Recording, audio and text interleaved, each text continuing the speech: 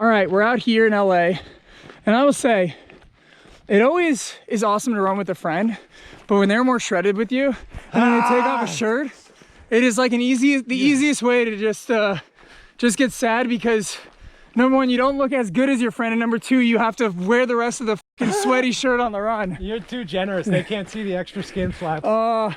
We got Dan here. Dan is amazing, by the way. Incredible comedian, incredible runner, most importantly, incredible guy. If you are not following him, you're missing out on life, my friends. So, Christian, if you're watching this, put his Instagram link right here. Give him a follow. And what are you training for, man? You're training for something big. Leadville 100, World's End 100K. Those are the AB races. Let's go. And what's your biggest motivation for getting out here? Biggest motivation for getting out here. Used to be 355 pounds. I don't want to be that big ever again, so just want to keep pushing it. Heck yeah, so inspiring. And like I said, like when you got a guy who was 300 pounds once and now he's looking better than you, like, man, I got no excuses for shit. So proud of you, buddy. So awesome. We're crushing this run in LA. Let's go.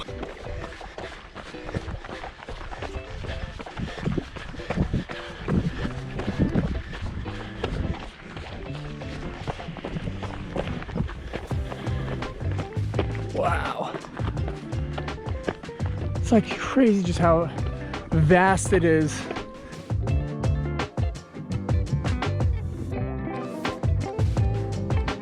All right, so today we're taking you through a long run that we have in a training block here. Long runs are one of the most fun and also one of the most toughest, but also one of the most important things when it comes to training for an ultra marathon, especially as you're getting into the middle to late stages of an ultra marathon, because long runs do several things. Number one, they help you to practice that really long form endurance, which is what you're training for when you're going for an ultra marathon, right?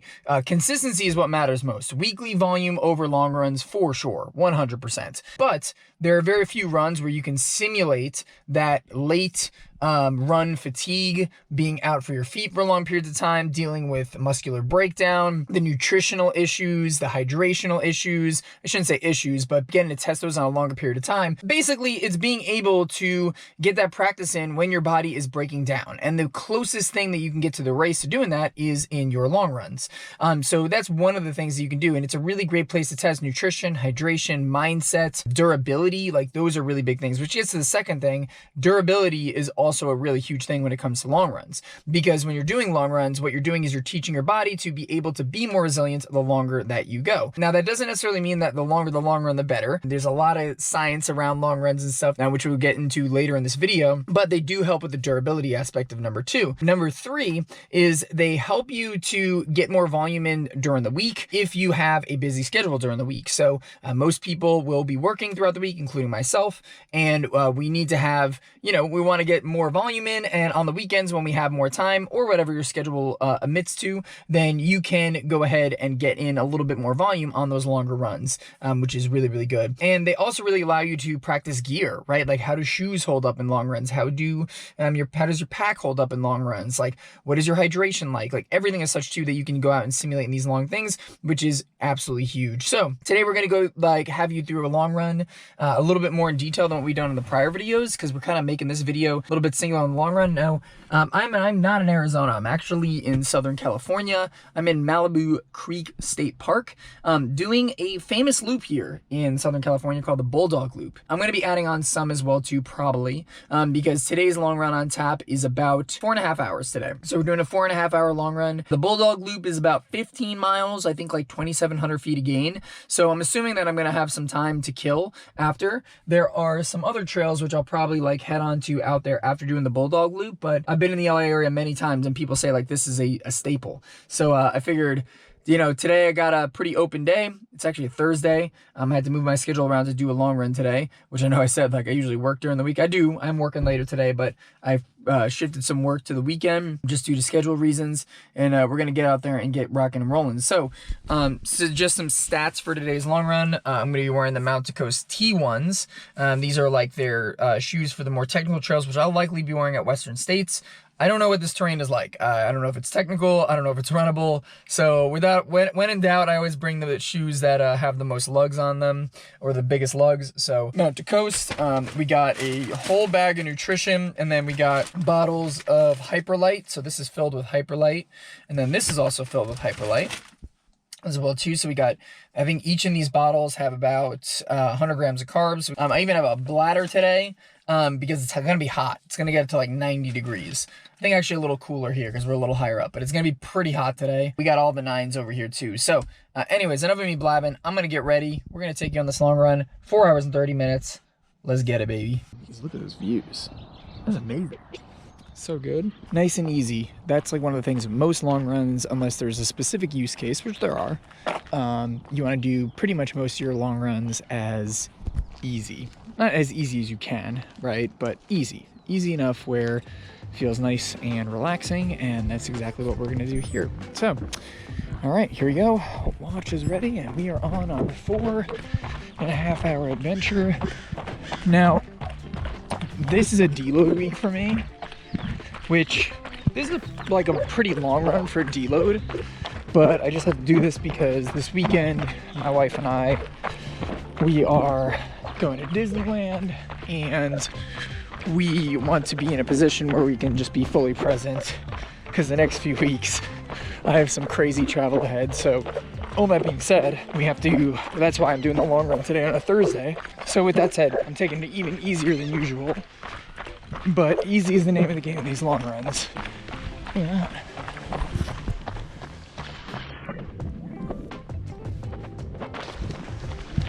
Sweet. Southern California, very, very underrated for trail running. Now, we're training for Western States 100. So Western States has 18,000 feet of climbing, over 100 miles, pretty runnable trails, hot. The closer you get to the race, the more specific you want your long runs to be. So if you've been following along this video series, there's been a decent amount of runs where I've done them on road, done them on more technical trail, and now that we're getting closer and closer to the race is June 27th, we're getting a little bit more specific. So what we're doing here is getting in some good elevation gain. On here, we'll probably clock about 3,000 feet or so, maybe a little bit more, 3,200. We'll see how it kind of goes. This loop is 2,700, and then we're gonna add on some more. So getting in some climbs, getting in some hills to get ready for those hills at Western States, and getting in some good runnable terrain so we can practice that leg turnover, which you're definitely going to need at Western States. And it's a little hot today, so Western States is a very hot race, so we're hitting all the things today. So nice little simulation.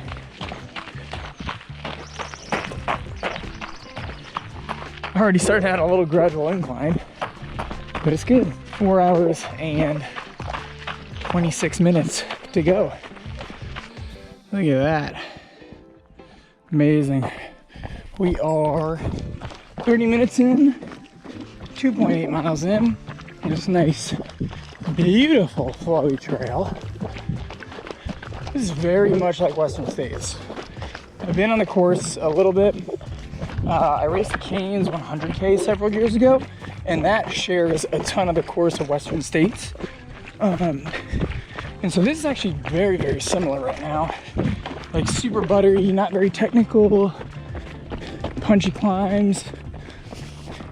So this is like perfect training, which is great. And I think there's a pretty decent climb coming up. We had a little bit of climbing going up, and I thought there was gonna be more. That's why I took out this camera, because I wanted to share some insight on climbing during a long run, but I guess we'll wait until the next climb comes up. And I bet when I turn this camera off and wait for the next one, we'll probably get right into a climb.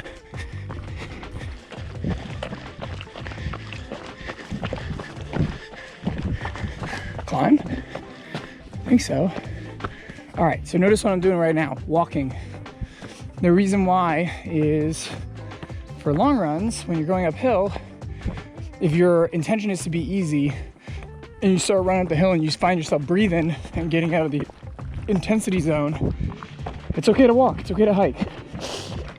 Since for me, this is a deload, and easier the better for me on this specific long run. I'm just gonna hike all the uphills that are steep, and then, you know, gently run the ones that I can without spiking intensity. And you gotta put the ego aside. It's okay to walk if you're managing intensity. See this hill? Look at that, we're walking, baby. Managing the intensity, that's what we're doing. So don't feel bad about it, you're being smart. Far too often I see people run way too hard and on their easy runs, and then you just kind of blow it out of the water if the point is going easy. So that's what we're doing. 3 miles in. Let's keep rocking, baby. Woo! We're still climbing. This is a pretty long hill. We're about almost an hour in, 4.26 miles. We've just been going straight up this thing for, well, since we last left off. Pretty decent climb. I bet we're about to get a banger of a view though right here. Oh yeah.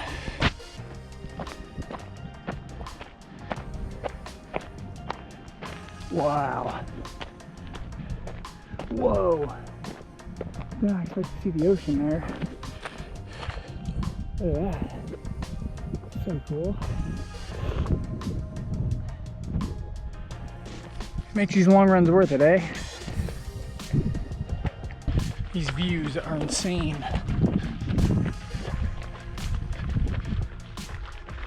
This is like one of the coolest runs I feel like I've ever done. Holy crap. Look at this. We're like on top of these mountains on this ridge line. This is incredible.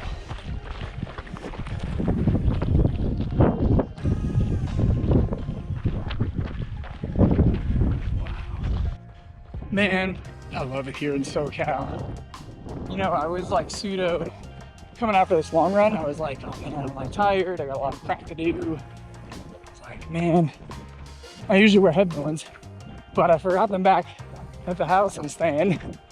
And I was like, damn, I'm not gonna have headphones, but like, you know, you get out there, you get rolling, and you might find it's a grand adventure. Which this is. Look at that. Wow. So freaking cool. You know, it's like always a blessing to be out in these long runs and be able to move as far as we do in these runs, and you know, to run like 4 hours, like just casually. Like, it's a blessing to be out here. It's a blessing to be able to have the body train. It's like a blessing to, you know, be able to create the skills to go for 20 miles or however long we're going today. And and it's impossible to not be grateful. Like, I feel like gratitude is such an underrated mental skill, and in the long runs, when you can be grateful for the moment, for the opportunity, for the endurance, like that is just the best. Just feeling overwhelming gratitude right now, and that's what's fueling me right now. That and a bunch of carbs. And we're about an hour in. I've already taken like 100 grams of carbs through like Hyperlite and through some gels. We're feeling great, baby. Yeah. Let's go. We are still climbing, baby. It's there's been some running in the mix, but we climbed 2,700 feet, 8.5 miles, just under 2 hours. Man, there's a lot of climbing. I feel good though, like keeping things low intensity. I think after I crest this top here, it's basically like smooth downhill going, so, but we're enjoying it. The views are great. It's a little warming up a little bit. We got plenty of water though, so we good. It's been more of a long hike so far, but it's all good.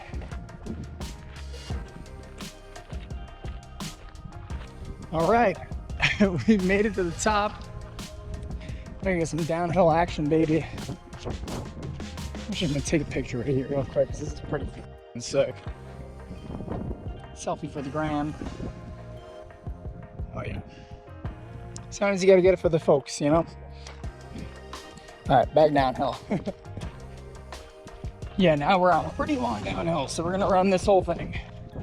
And yeah, I was looking, I think it's like a 3-mile downhill, so sick.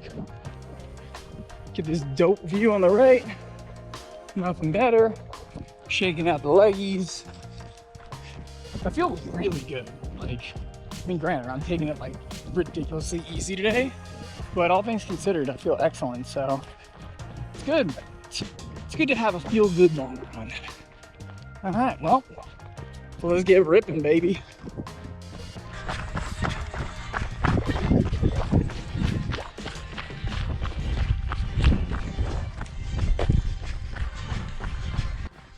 Key for going downhill, a lot of people ask, two things. 3 things, I should say. Number 1 is you want to have forward sighting. So don't look straight down like the camera is right now. Look forward and pick your line, and your legs will follow. It's kind of scary at first if you've never done it, but you got to trust the legs and trust the brain, and it will move accordingly. So look up as opposed to look down, because if you're looking down, you're reacting to everything in front of you. Whereas if you look ahead, you can plan ahead and see the line. So that's number 1. Number 2, take nice short steps, kind of like I'm taking here. So if you like elongate out, you can lose a little bit more control and not have more agility when you're moving around your feet. So nice short choppy step like this. And the third thing is just trust. And this is the scariest thing, because you just gotta trust that, you know, you're not gonna eat shit, and sometimes you will. But like, the more that you do it, the more confident you get with it. It's just like a muscle memory thing. And so, you know, that's why getting good practice is good on these technical stuff. And this isn't really technical, but I mean, it's got a lot of rocks. Like, if you're not paying attention, you can definitely biff it. But that being said, being present and just trusting it is good, because it allows you to just go with the flow. So we just hit the 10-mile mark, hitting 7:53 down this hill. Still easy, but it's steep. 2 hours and 7 minutes in, just a little under halfway. 2.5 hours in, like, we just got down the downhill, 12.31, and look at this. So I've never seen the show, very famous back in the day, MASH. I guess this is where they filmed MASH. Look at that. So cool. That's pretty sick. Famous sign. This is the car. That's where they shot it. That's so cool. The things you find in the long run, right? All right, let's keep it going. Thank you, MASH.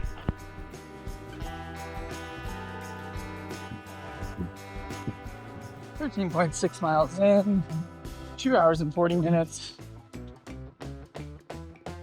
Closing in on the less than 2 hour mark here. And we're cruising, feeling good, feeling well, drinking well, peeing well, moving well. What can you ask for? All right, finished the Bulldog Loop. Now we're headed out on some other random trails just to finish up the time. We're just over 3 hours. We've got an hour and 20 minutes left. Feeling good, filled up some water. Restocked the gels. 16.56 miles in, 3,000 feet of climbing. Pretty damn solid. Keeping it rolling. Much different terrain over here. Still super pretty though. Can't complain. All right, 18.2 miles in. I'm actually gonna try to go to a different trail, because if you look, there's a lot of high grass here, and could be rattlesnakes out here. And so, to risk not getting bit, I'm just gonna head back to more of the double track. And I just did not get slammed by a rattlesnake in this long grass by not seeing it. Safety precautions, but it will still be getting to work. So, pivoting to that, look at that view. We were up there before. All right, we finished up the run. I messed up though. So 22 miles, 3,600 feet elevation gain, but see the time, 4:10. I realized midway out there, I was like, I didn't realize how late in the day it was.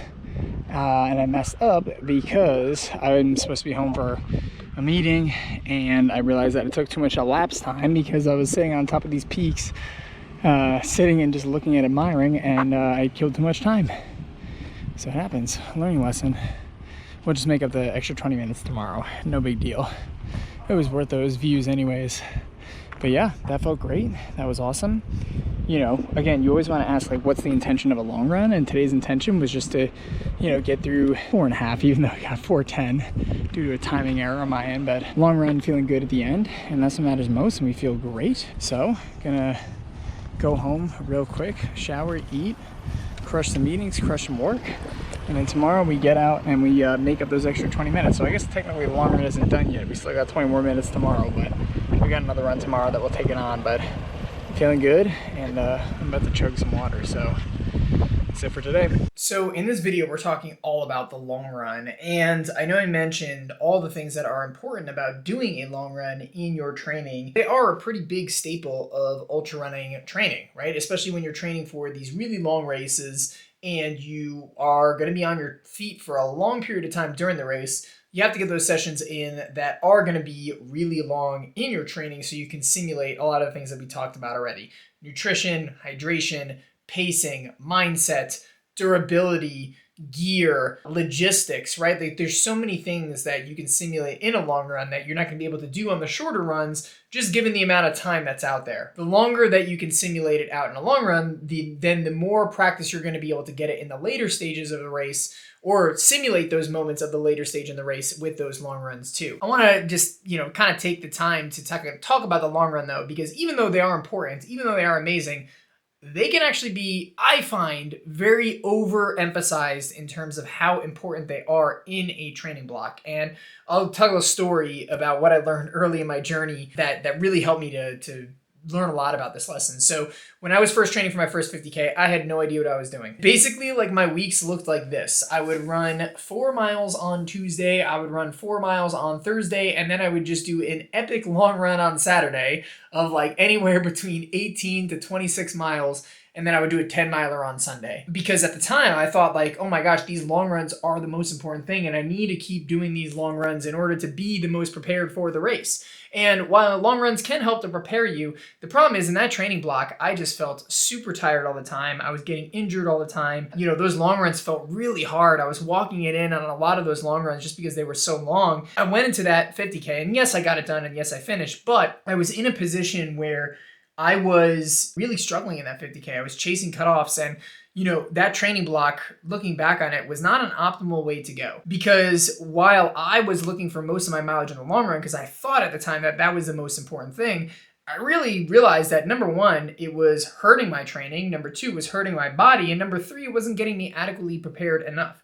And so what I learned over time, and after studying and doing research and learning how training application and theory really, really works, is that consistent volume over time is going to be more important than any singular long run. So the more important factor is going to be how much consistent volume are you getting over the course of the training block? What is your weekly volume like? What is your progression onto there? How are your splits, pace, durability progressing, right? Like, those are all much more important metrics than the long run itself. And so many people, including myself, right, the younger Joe who's training for the first 50K, can be in a position where we just overemphasize the importance of that long run. I need to do this long run. I need to nail it. I need to do, everything I can to keep increasing my, distance on this long run. When in reality, it's important, but it's not the be all end all of your training block. Because when I trained for my next ultra marathon, which is actually a 50-miler after the 50K, I wasn't doing as long runs. And I was actually doing more volume in total. However, I was doing more volume spread across the week. And during that 50-mile race, I had a great 50-mile race. I think I ended up in the top 25,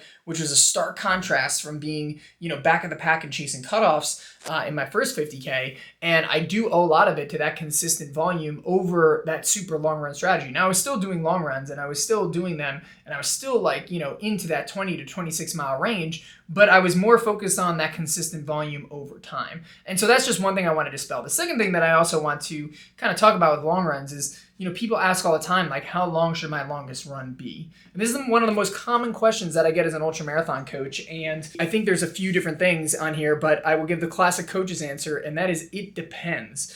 Because you can have someone training for run race and their longest long run might not be as long as another person's long run. And that depends on many different factors. I think the first thing that it depends on is going to be, what are you most limited in? Fitness is made up of two different things when it comes to ultra running. Durability, which is one thing, and that is going to be how strong your legs are before they start to die out. So if you are, in a race and your legs are the first thing to die out, that means you're more durability limited. And the second thing is going to be your aerobic fitness, or your breathing, or how fast you are, right? If you feel like your breathing or your speed is limiting you before your legs, that means you are aerobically limited.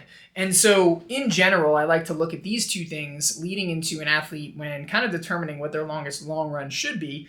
Because if they are durability limited, I'm going to stick to the side of more longer long runs. And if they're more aerobically limited, I'm actually going to stick to the side of more back-to-back long runs. And the reason for that is because the longer the long run that you get, the more impactful it becomes in the body in terms of recovery. And the reason for that is because every single additional hour that you stack on top of longer hours is actually going to be more impactful. So for example, if you add an extra hour onto a 1 hour run to make it a 2 hour run, that hour is going to be much less impactful if you were to take that same hour and add it on top of a 5 hour long run. And that's because the longer you get into a run, the more your muscles are broken down, the more glycogen's depleted, the more energy is expended. And so each additional hour, even though it's still an hour, the same amount of time, right? The same 60 minutes, that 60 minutes on top of the longer run is going to be harder on the body. And so therefore it might take more time to recover. It may take away from the training during the week. So you really got to be careful with how you kind of measure it out. But that being said, durability limited athletes tend to be more on the side of longer long runs. Even though weekly volume still matters a ton, like that, long run can be longer from a singular perspective to help with that durability, because you're teaching your body how to handle, being able to be out there for long periods of time, which is very important in ultramarathon. Now, if you're aerobically limited and it is your breathing, I like back-to-back long runs because we get to get the same amount of volume but broken up into 2 days, which is actually going to be easier on the body. So if you're doing 1 3 hour long run on Saturday and 1 3 hour long run on Sunday, that's going to be easier on your body from a recovery perspective than if you were doing a 5 hour long run on Saturday and a 1 hour run on Sunday. Why?